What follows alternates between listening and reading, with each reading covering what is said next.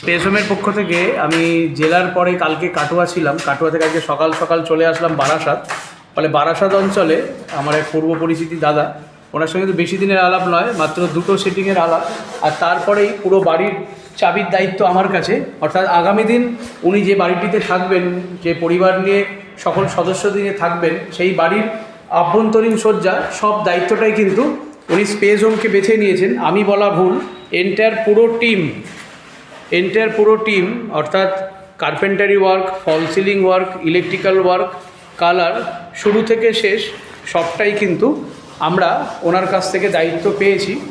আর সেই দায়িত্ব অনুযায়ী আমরা যথাযথভাবে, আমি দেখুন নেই, কিন্তু প্রত্যেক কটি ঘরের ফল সিলিং, ইলেকট্রিক্যাল ওয়ার্ক বা কার্পেন্টারি ওয়ার্ক, আজ থেকে কার্পেন্টারি ওয়ার্ক শুরু হচ্ছে, একটা সিস্টেমভাবে সবকটি কাজে কিন্তু চলছে।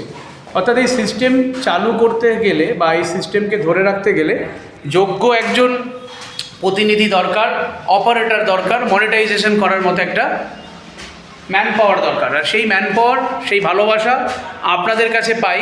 তাই বারাসাত অঞ্চলে আমার এই পুরো 3 BHK প্রজেক্ট দেখার মতো আমরা করব আগামী দিন। ঘরের রং থেকে শুরু করে ফল সিলিং টোটালটাই সেজে উঠবে। তো নিশ্চয়ই আপনারা আমার ইউটিউব এবং আমার ফেসবুকে চোখ রাখবেন। এরপরে সোজা চলে যাব বিশ্ব বাংলা।